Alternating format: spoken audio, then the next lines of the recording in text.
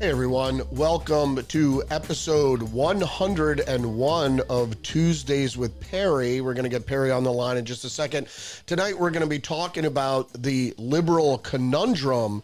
What do the liberals plan to do? Are they going to join with Trump? Are they siding with Trump? Or are they going to build a resistance against what Trump is doing? We're also going to talk about Doge and the fact that Trump is winning over and over and over again. So we're going to be talking about that and the possibilities before even Trump is inaugurated with possible third world war or some sort of other foreign diplomacy catastrophe. So let's get Perry on the line.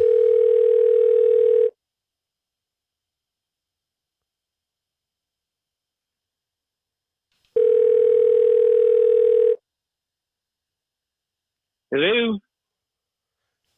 Hey, Perry, welcome to episode 101 of Tuesdays with Perry. Thanks for joining me today. So let's get started right away. Let's start talking about Trump and what the liberals plan to do. Kamala Harris came out recently, and she was talking, and she seems to be signaling another run for president in 2028, or possibly going after the governorship in California. Meanwhile, Nancy Pelosi takes a spill in Europe and breaks her hip while she's trying to keep AOC away from committee chairship. What do you think the liberals, are they planning a resistance? What do you think, what's the political landscape in the United States look like to you? Well, I'm trying to put my thoughts into proper perspective here. It is a terrible time in the life of our country for anyone to hold elected office as a Democrat or to be pursuing office as a Democrat. Those who haven't smelled the coffee yet just don't know it. And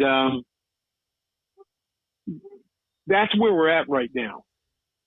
Things can always change. But as it stands right now, you have a party that is literally coming unwound. The people who have run the party on a national level are no longer being listened to by the young Turks who are led by people like AOC. And although AOC didn't get her committee chairmanship, she will get one. Maybe she'll get two as a comeuppance for being turned away by Nancy Pelosi in the last several days. The problem that the Democrats have is that they are being led by socialist Marxists like AOC. They are not being led by people such as Nancy Pelosi or Chucky Schumer anymore. It's only a matter of time before they are literally going to be put out to pasture. And because of that, the party is in total disarray. That's good news for Trump. That's good news for conservatives. That, more importantly, is good news for the country, because we are going to enter into a second renaissance for our country, and we desperately need it now. So that's what I see is happening. Absolutely. Absolutely. Yeah. Well, there are some signals here from the business community all tilting in Trump's direction. Wall Street's coming out and saying, and most of the corporations are coming out and saying they're very optimistic. The consumer confidence is up.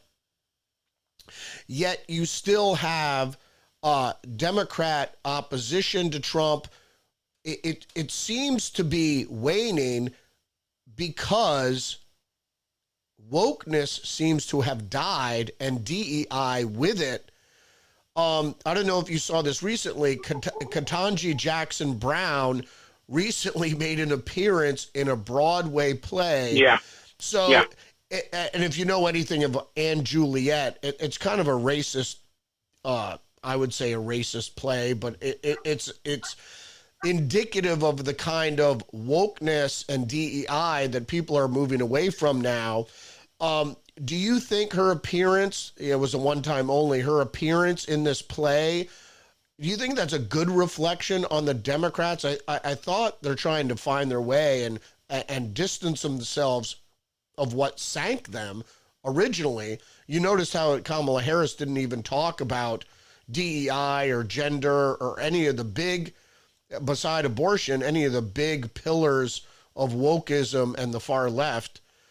Do you think this is, which way do you think they should go? Should they go the way of Ketanji Jackson Brown? Or should they go the way of the establishment Democrats, like Schumer and Pelosi? It doesn't look like they have many places to go. No, nor do they have any place to hide. And this excuse of a jurist is just of why elections matter. Imagine if Uncle Joe was not successful in stealing the presidential election 4 years ago. Do you think this woman would be anywhere near the Supreme Court of the United States? No. A woman who, when asked the question during her confirmation hearings, could not answer a simple question, what is a woman? And yet she has the audacity to demean her position as an associate justice on the Supreme Court of the United States by going and performing a one-time gig in a Broadway show. That just goes to show, in my opinion, how unserious a person she is, number one. And number two, it proves that people whose politics are symbolized by this woman really don't understand what happened to them on November 5th, and that they're not prepared for the consequences that's going to befall them in the coming months ahead. I've said this repeatedly on your show for the past almost 2.5 years that you've allowed me to appear on your show. They not only don't like this country, they hate this country. They wanted to tear it down and rebuild it as a socialist Marxist utopia. And they came within a whisker of doing it. And they honestly believe that the masses are with them. Now, some people would argue, well, wait a minute, Perry. Less than 50% of the electorate, and that's, of course, with votes being stolen, but less than 50% of the electorate voted for Donald Trump. You can't make that argument about the left wing of our country and yet say most people would gladly walk away from them. But I can't.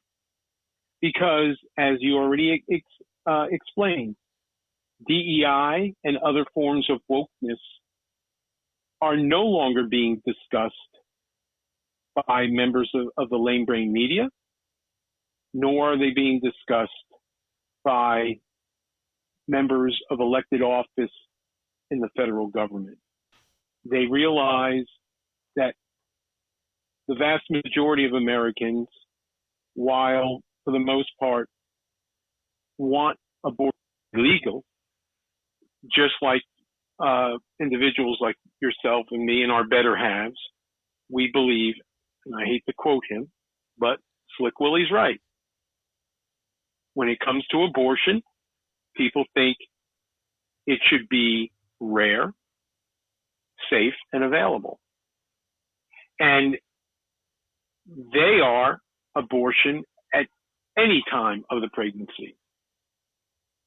Everything they stand for, everything they represent is to the far extreme. And so they have been shown the door by the American electorate, as was the case on November 5th. They refuse to accept that. And that's because they're great Kool-Aid drinkers and they're not going to change. Now, the few remaining Democrats that hold elected office in Washington, those who can actually put their moistened finger in the wind and see the wind is blowing against them, it's not blowing with them, are trying to pull the party back from the brink of disaster. But it's not going to happen because they're not in control. The minority speaks for their party now, and that's exactly what I want.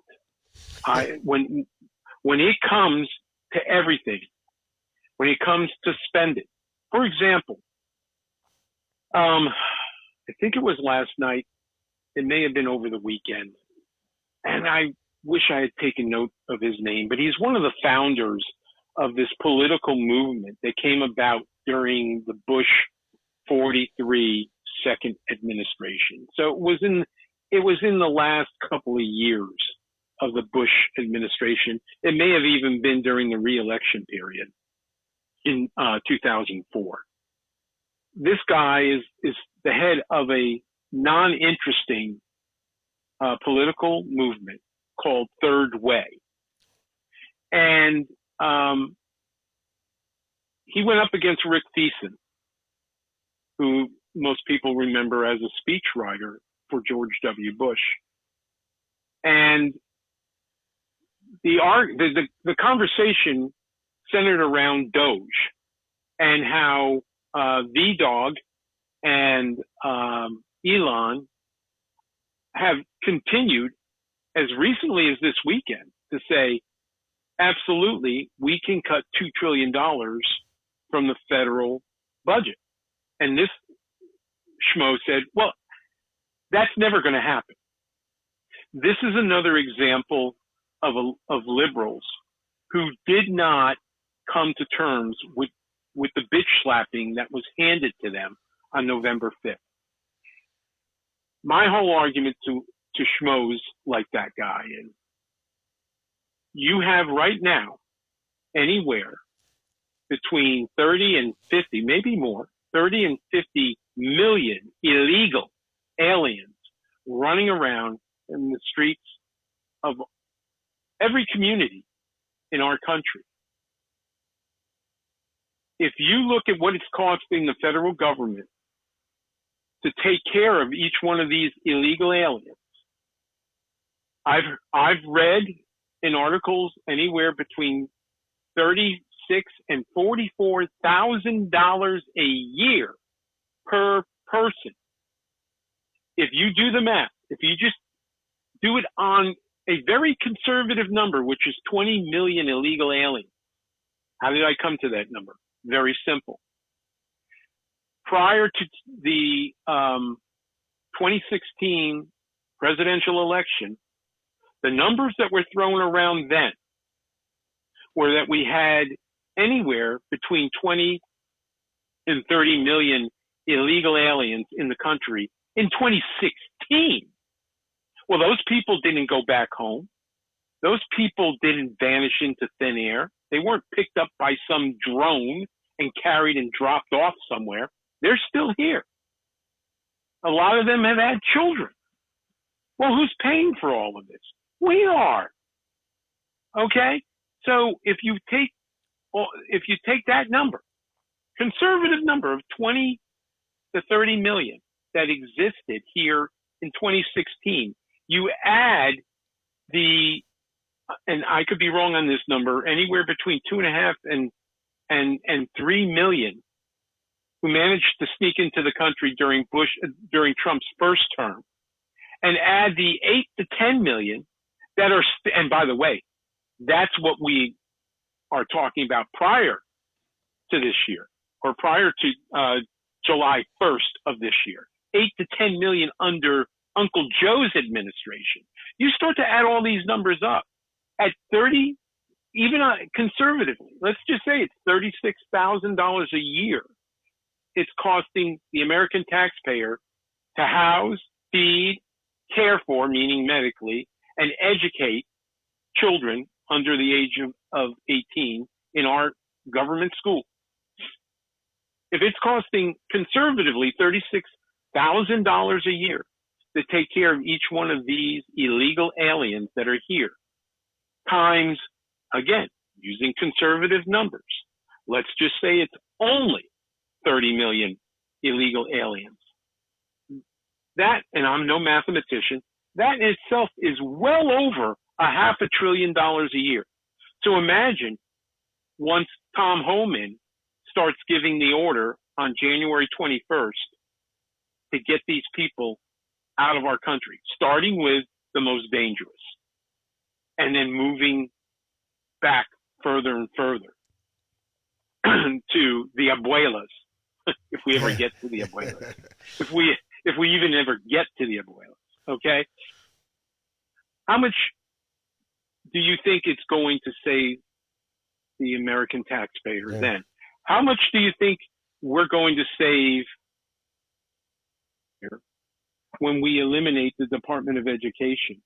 Not to mention other departments that will either be eliminated or at the very least consolidated. Yes, we have. You sound like Javier Milei now, right? Hey, he's one of my heroes. Yeah. Matter of fact, was he not at Mar-a-Lago? Yeah. Right? He was the first guest. Okay. Yeah. So this is what it's going to take. And maybe that's the great thing about Trump, in theory, only having another 4 years.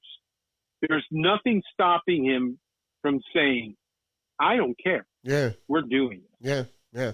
Well, it's because it's undoing basically Cloward and Piven, which was my argument all the time against illegal immigration, is not that they're people from other countries or even that they're unskilled, partly because they're unskilled, because of the cost.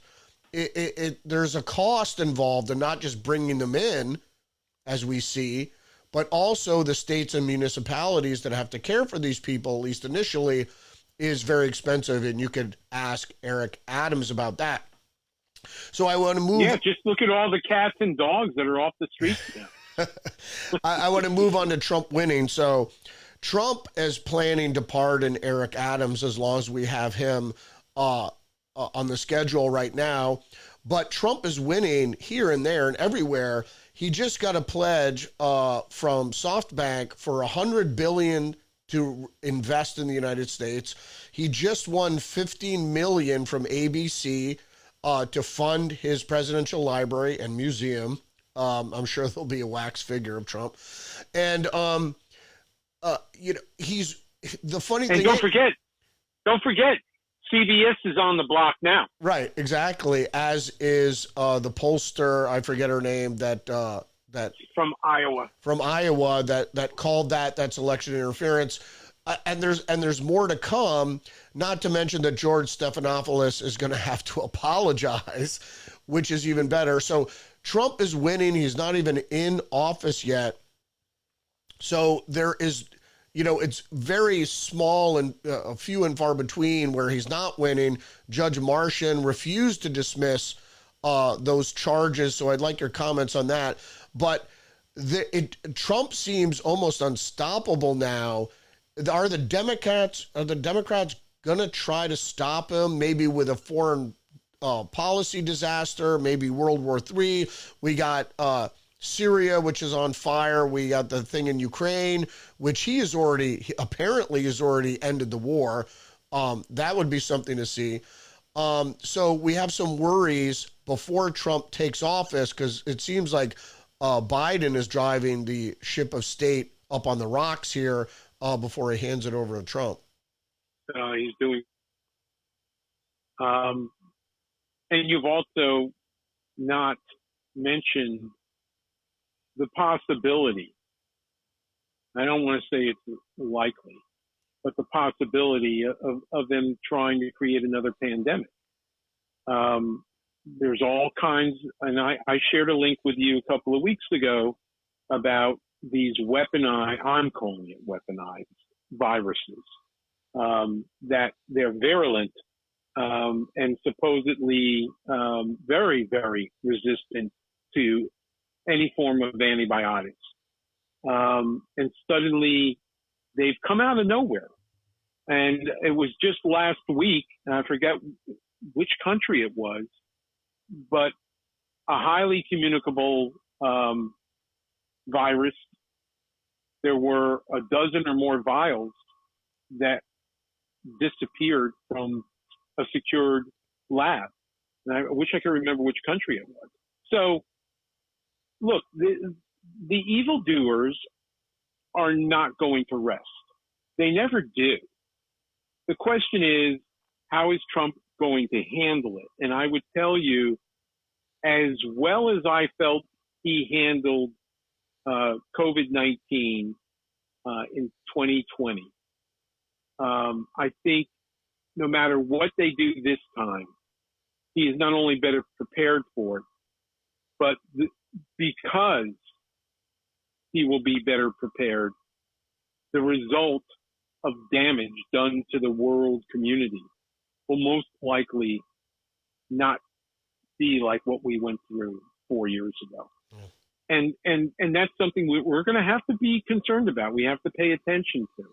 And that has, and that's before we get off the hook of World War III.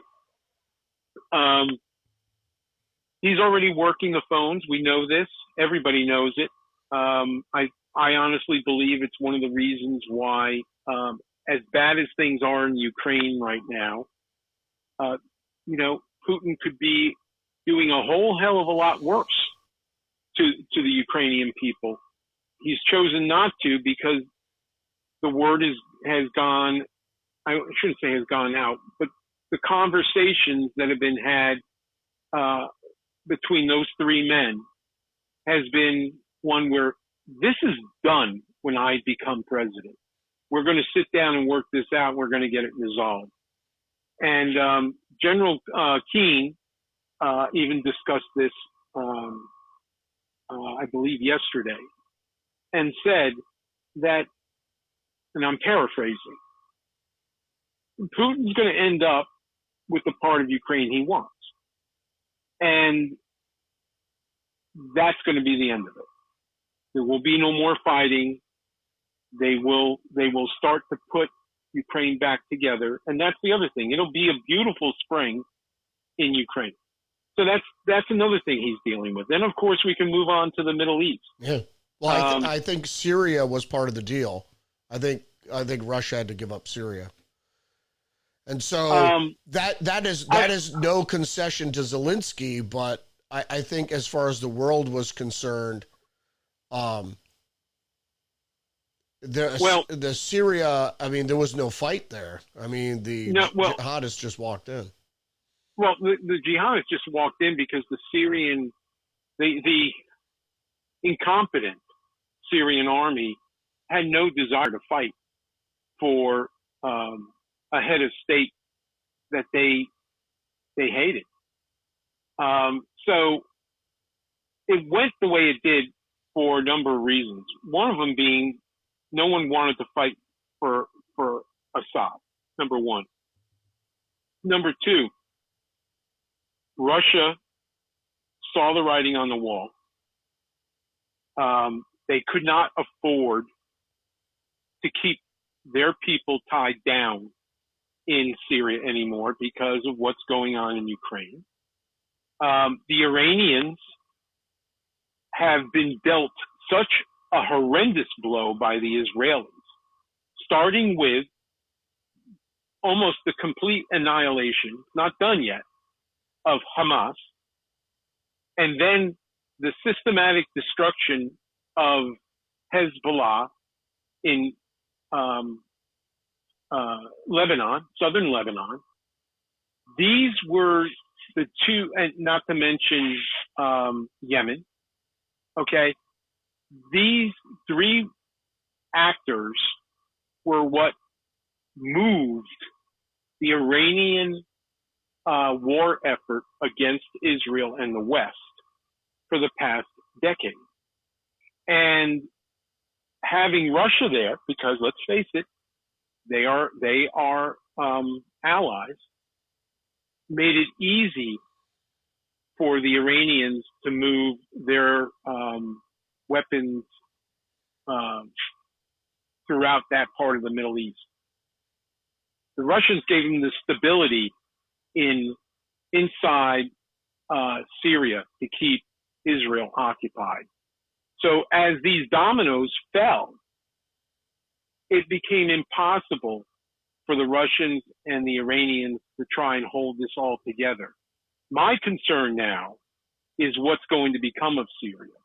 I am convinced that no matter what we do, it's going, I fear it could become another caliphate.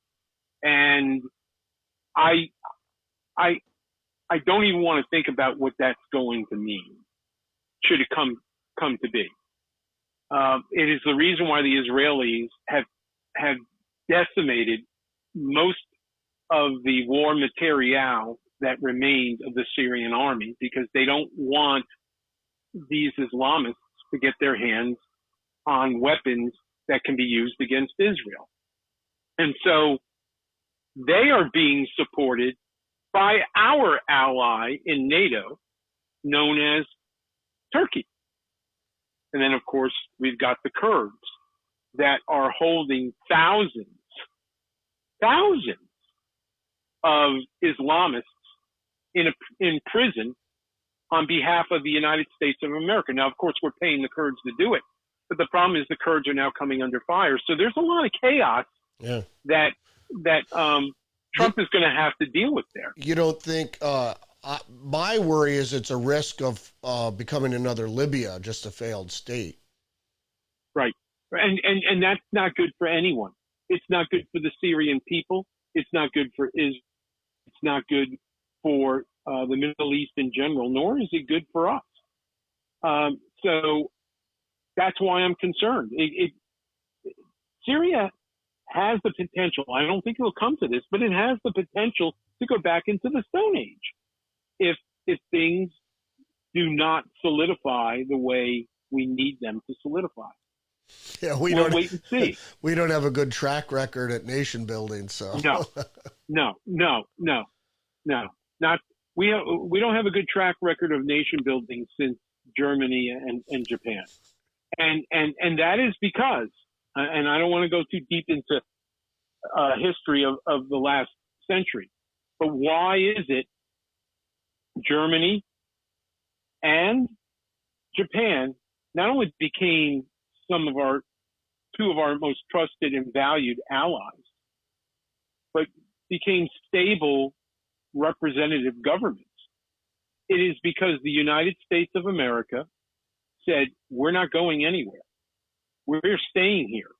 Most people don't know the history post-World War II. In the closing days of the war, and moving forward for the first 2-3 years of stability after the war, the rebuilding process, most people, starting with our generation, weren't taught that there were Japanese that refused to surrender. They still fought.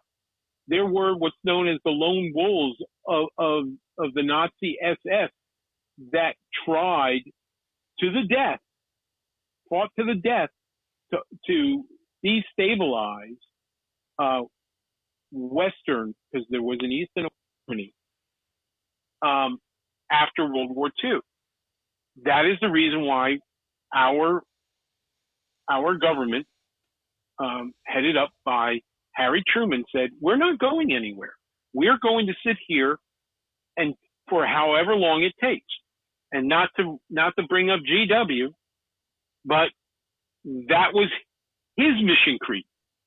He did not want us to pull out of Afghanistan until that government truly became a functioning government. The problem was you had people in the State Department and the CIA who thought by enriching the leadership of that country that somehow or other they would find their way to true democratization. And that's not how democratization comes to be, nor is it the way any democracy lasts. And so that is ultimately the reason why Trump said in his first administration, we're going to leave, but leave with honor. And he was well on his way to accomplishing that until Uncle Joe stole the election. And we all know what happened less than 12 months after Donald Trump was no longer in the Oval Office. That's why Afghanistan is now quickly returning to the Stone Ages. And this is what we have to now worry about with regard to Syria. Yeah, indeed. Indeed. So we have a lot to worry about. I want to, everybody's talking about this, so I want your take on this since we have some time left. We got about like 11 minutes. We're worried about what's going to happen in the future. We talked about a new pandemic. We talked about World War III.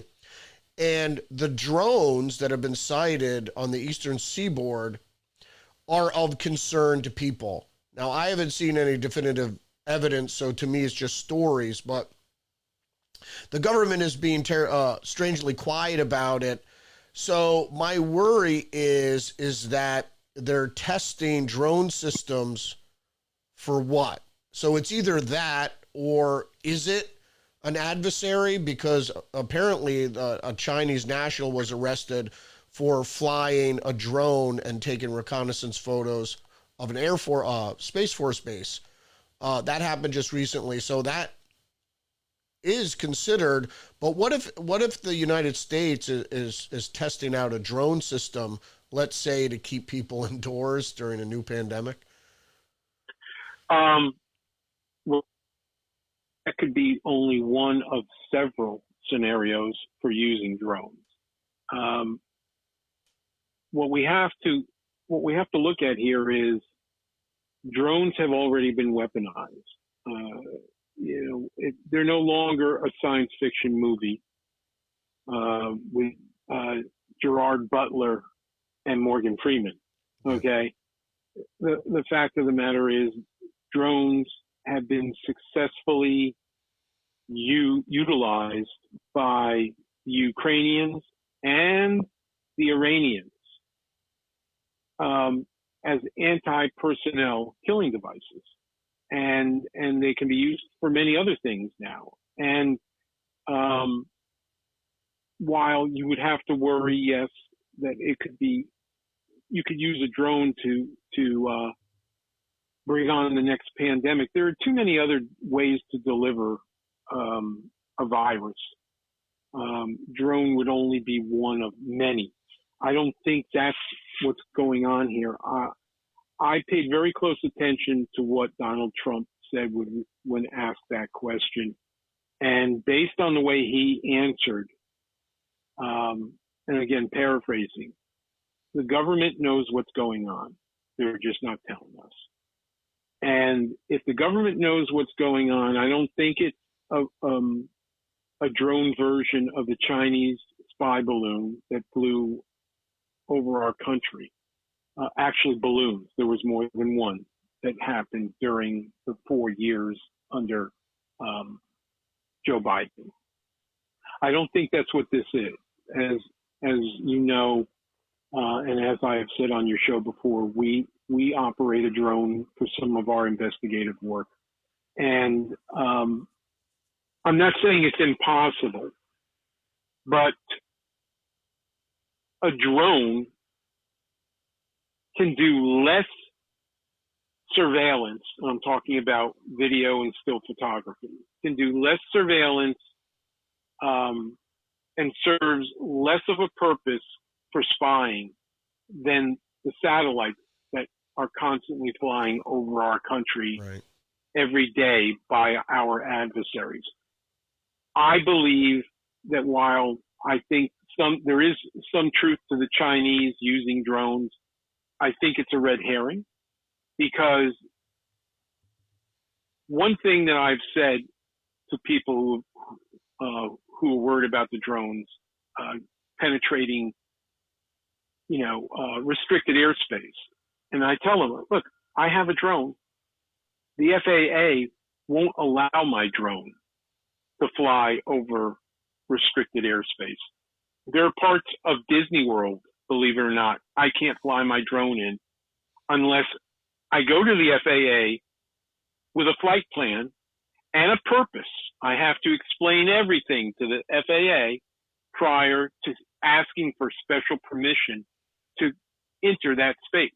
Well, do you think the FAA is going to grant anyone with a high tech? I'm not talking about a $40 drone you can buy on Amazon. Yeah. Okay. I'm talking about a high tech like mine, or much better than mine. My drone is 5 years old now. It's antiquated compared to what some of these drones can do today. But the point being is they still can only do so much reconnaissance. So the drone that flew, not everybody keeps saying flew into Vandenberg Air Force Base, Space Force Base. It didn't. It flew up to the barrier that surrounds Vandenberg. The only drones that have been able to enter restricted airspace have been government drones. And I was convinced of this when Donald Trump said the government knows what's going on. They're, again, paraphrasing what he said. Right. They're just not telling us. And so, like you said, we have very dark forces within our government that apparently are not answerable even to the President of the United States, no matter who the president happens to be at any given time, that are doing these things. And so I am less concerned about these drones. I've grown tired of it, actually. Okay. I think, it's that old thing that I've said before about Trump. How does Trump get what he wants all the time? And if you could visualize, I've got my left hand up in the air and I got my right hand down at the ground, and I'm waving to you with my left hand. Meanwhile, I'm unscrewing the top to whatever it is I want to release with my right hand. But you don't see that because you're busy looking at my left hand. And Trump that's how he ran his presidency. That's how he's going to run his presidency. It's the reason why the Democrats cannot stand up. They are spinning around and they keep falling down because it's not one thing, it's another. He's just doing one thing after the other. They just can't get their balance. And so that is what the government is doing with these drones. Yeah. There's something, in my opinion, is something dark that's going on, but the government has control over it. They just choose not to worry about it because, let's face it, every one of these drones works on an RF frequency, and the government has the ability to follow where it came from and where it goes to. Yep, absolutely. They haven't chased a single one of them. Yeah. There's only one drone operator that actually followed another drone. Yeah. Okay? That was it. Yep. And then of course it went to an individual.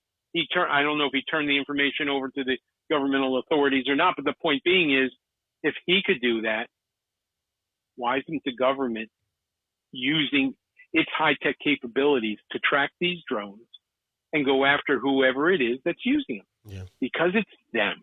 Right. More than likely. Speaking of them, the government, we got a couple minutes left. I want your take on the new Christian school shooting. It was a girl this time, a 15-year-old girl who took a 9mm to school and opened fire. And apparently there's a manifesto flying around. We've been hearing a lot about manifestos lately. What's your take?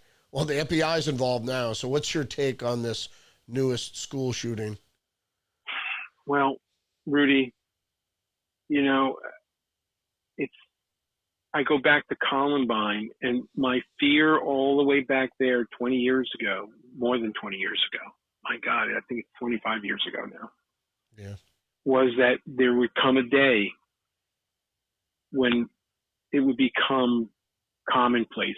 We've now entered that zone. We don't yet know why she chose to do this, to commit murder and then take her own life. I think it goes back to something you've been saying for as long as I've been listening to your show, which is there has to be some kind of medication that she was on. There had to be a reason. I don't think it was because somebody made fun of whatever dress she was wearing one day. There's something very dark. The fact that her parents welcomed the authorities in. They didn't wait for the authorities to get a warrant. They said, no, come on in. In essence, they said, we have nothing to hide. We want to know the truth. We want to know what drove our daughter to do this. Every one of these shooters, what is the one thing they share in common? They were on some kind of mind-altering medication. Yeah. Every one of them. And I think that's what we're going to find out about this young girl. Maybe with RFK Jr., maybe he will make public the black box warnings that say that some of these drugs create suicidal ideation, which in turn is homicidal ideation. And correct. You put that together with online communication. Who knows who is goading people to take violent action? But it could just be the medications. But this all started, as you said, going back to Columbine, which is the early 1990s, seemingly at the advent of the internet, and also the advent of certain antidepressants. So, which I don't even like to call them antidepressants anymore. I think psychoactive. They chemically, right, because they chemically alter the human brain. Yeah, psychoactive drugs. Yep. Right, and so will we get the whole truth? Nah, I don't expect we'll ever get the whole truth. I think RFK Jr. might go down that path. If he's confirmed. Hey, did you hear I was hearing noise that Kash Patel was confirmed already. No, he can't be confirmed until the new Congress is sworn in. Yeah. But here's what's great to know about that. Twofold.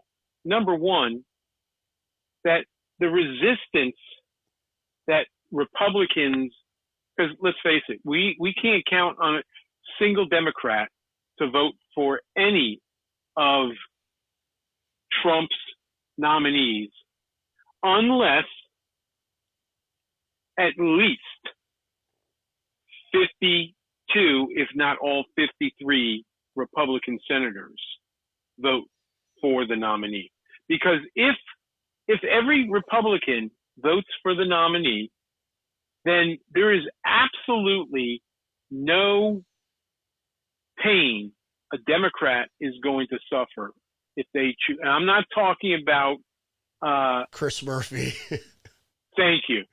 I was going to say Dick Durbin, but my point being is you have Democrats that are in red states that need to be able to go back home and say, I voted against my party on these things.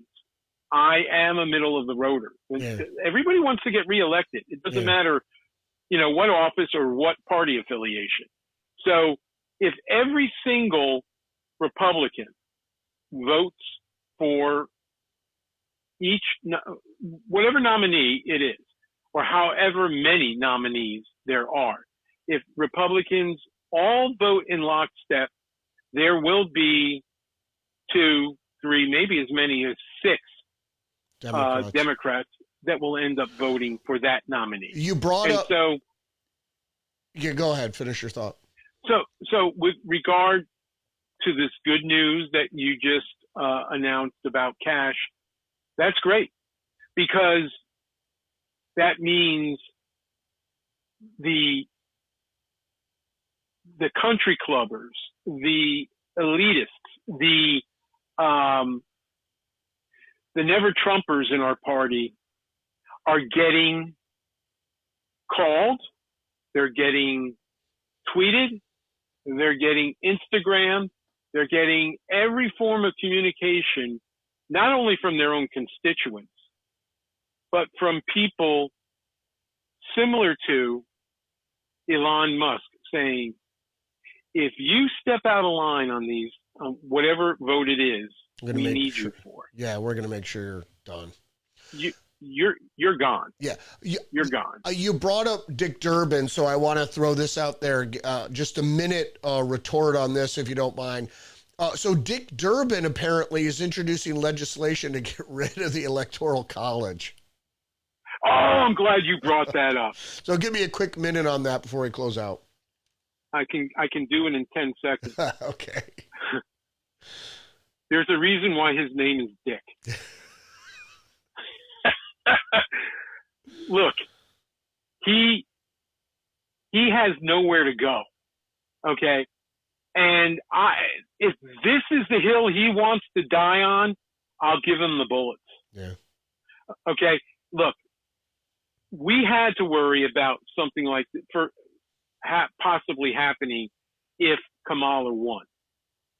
Now that the extreme left of our country has been shown the door, for a moron like Dick Durbin to make a statement like that is, okay, Dick, explain to the American people why you were right about the Electoral College, but the framers were wrong. Right. Because maybe you can explain to Iowa, to Wyoming, to Montana, to even Colorado, to New Mexico, to Rhode Island. Just go down all the states that have less than a dozen electoral votes. Why they shouldn't bother voting in the presidential election anymore, because that's the whole purpose of the Electoral College, is to make sure every vote, I'm sorry, I'm not going to sound like a Democrat, every legal vote is counted. And that's something else that's coming down the pike for all the Democrats. Every state votes, yeah. Well, not only that, what's going to happen, hopefully, before the 2026 midterms, is that you must be an American citizen. I mean, that's already in the Constitution. The fact that municipalities like New York City, Los Angeles, San Francisco, Boston, name your blue poison, I don't care, allow non-citizens to vote in municipal elections, that's their problem. But it won't be their problem once Trump makes it possible for us to return to constitutional governance, which is you must be an American citizen. You must prove your your citizenship to register. And when you come to the voting booth on election day, and there is only going to be one day for you to vote, unless, of course, you need an absentee ballot, and that's always been available, you will show a picture ID to show you are that person whose signature on that license or state ID card matches the signature that is there in the Register of Voters office at your local government. That is going to happen, and when it does, we aren't going to have to worry about stolen elections unless they figure something else out. And right now, I wouldn't put it past them, but we're going to take that away from them. Okay, and this all started This all started 31 years ago with Slick Willie and his motor voter law. Yep. I said then, and again, what happened with the GOP? They sat on their fucking hands and did nothing about it. And I said, this is the adulteration of our political process. The moment somebody no longer has to prove they are a citizen in order to register to vote in any local election office, the moment that happens, it is the end of our democratic republic as we know it. And sure enough, it's happened. Yep, and it's in all 50 states. Thanks for joining me this week, Perry, episode 101 of Tuesdays with Perry. Good to talk to you, my brother. Right back at you, Rudy, and look forward to it next week as well. All right, cool, man. Be good. All right, take care. See ya. Bye-bye.